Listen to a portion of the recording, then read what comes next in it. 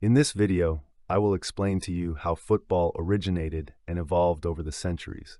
You will learn fascinating facts about the first rules, legendary matches, and how the sport became a global phenomenon.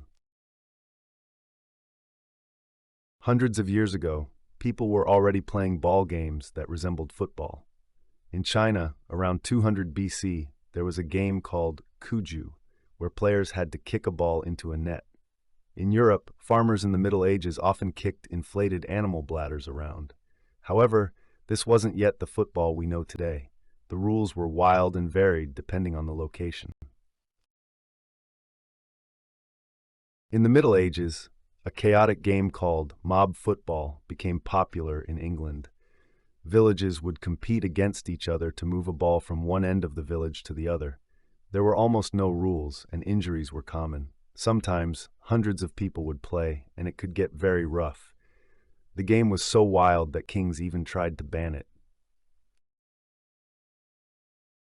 In the 19th century, England began organizing football.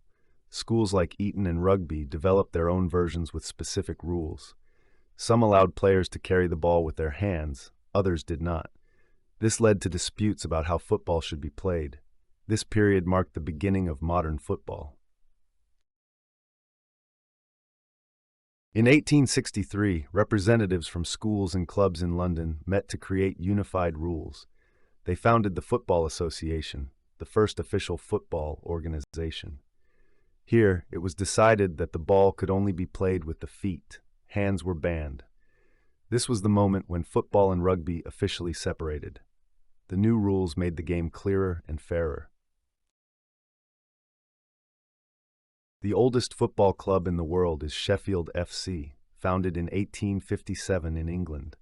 The players there were amateurs who simply enjoyed kicking the ball. They wrote their own rules, which later influenced the Football Association.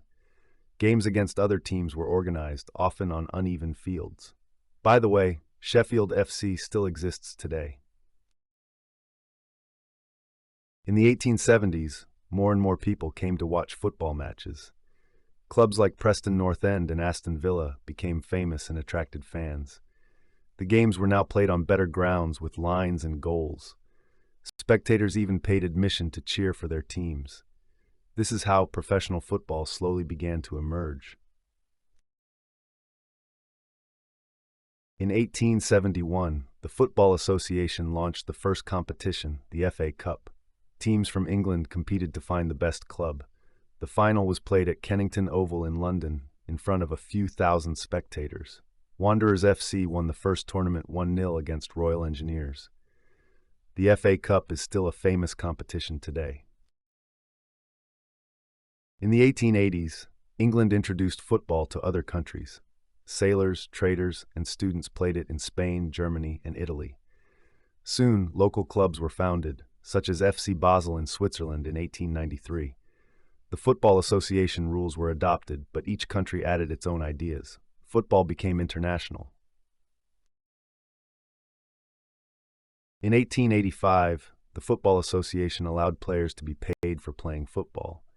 Before that, it was forbidden, as football was supposed to be an amateur sport. Clubs like Blackburn Rovers now paid their stars to keep them. This made the sport more professional, but also more expensive. Many fans found it exciting, while others were angry. In 1904, FIFA, the World Football Association, was founded in Paris. Representatives from 7 countries, including France and Belgium, came together. They wanted to organize international games and establish rules. England was initially not involved, but later joined. FIFA became the most important organization in football. In 1872, England and Scotland played in the first official international match. It took place in Glasgow and ended 0-0. Only a few hundred spectators were present, but it was a big moment. The players didn't wear proper jerseys, just simple clothing. These kinds of matches made football popular between countries. In 1900, football was included for the first time at the Olympic Games in Paris. Only 3 teams played: England, France, and Belgium. England won the gold medal, but it was not a major tournament. Later, the Olympics became more important for football. especially for amateurs. Professionals were not allowed to participate for a long time. In 1930, FIFA organized the first World Cup in Uruguay. Only 13 teams participated, as the journey was too far for many. Uruguay won the final 4-2 against Argentina in front of 68,000 fans. The trophy was called the Jules Rimet Trophy at that time. This was the starting point for the World Cup as we know it today. During World War II, from 1939 to 1945, very little football was played. Many players had to go to war and stadiums were destroyed. However, in England, small games were held to cheer people up. After the war, football helped to reconnect countries. It became a symbol of peace.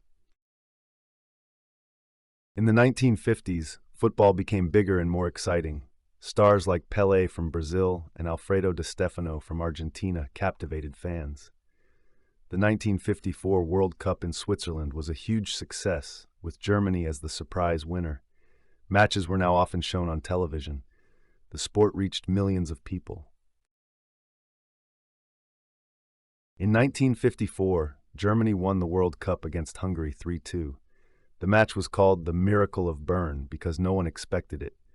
Hungary was much stronger, but Germany made a comeback. For many Germans, it symbolized hope after the war. It was Germany's first World Cup title.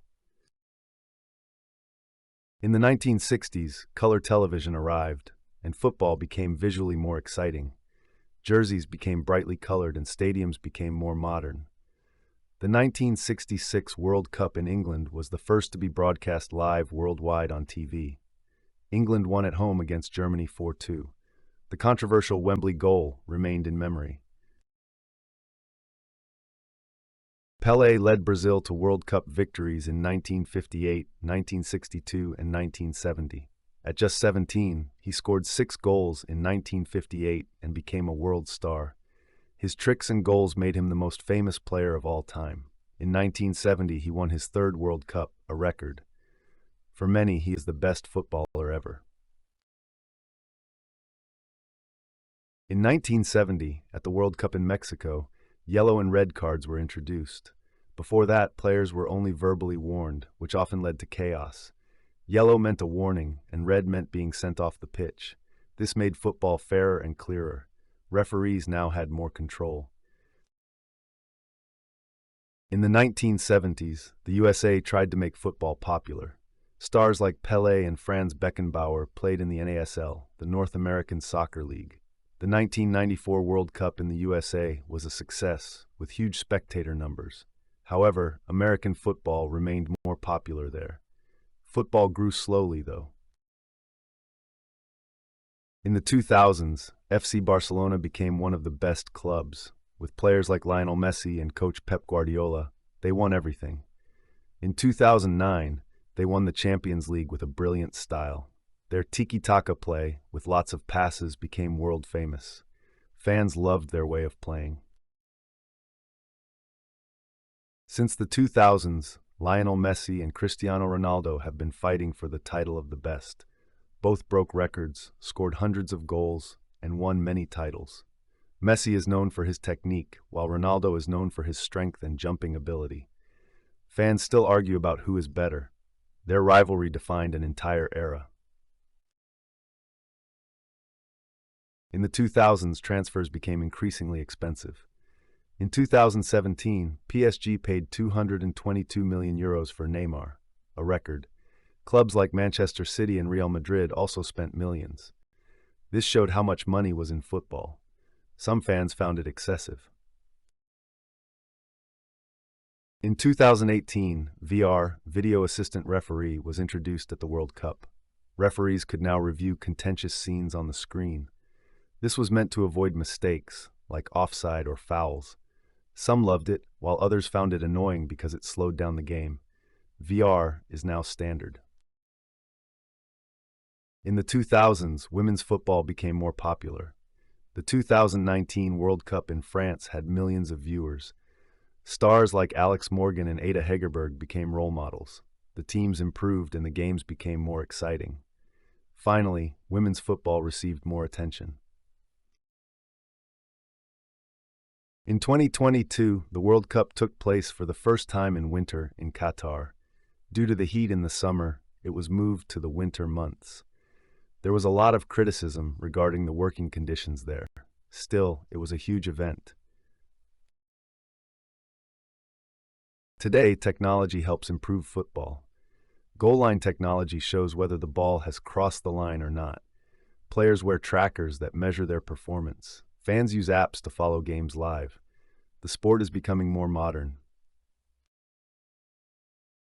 No one knows exactly how football will evolve. Perhaps there will soon be robot referees or virtual games. Climate change could also affect stadiums. One thing is certain, football will remain a sport for everyone. It connects people worldwide. In 2010, UNESCO declared football part of the world's cultural heritage. It shapes countries, traditions, and emotions like no other sport. Over 4 billion people watch the World Cup. From the streets to the stadium, football is everywhere. That's what makes it so special. Fans are the heart of football. They sing, cheer, and travel to support their teams. Ultras create choreographies that make stadiums colorful and loud. Without fans, football wouldn't be the same. They give the game life and emotion.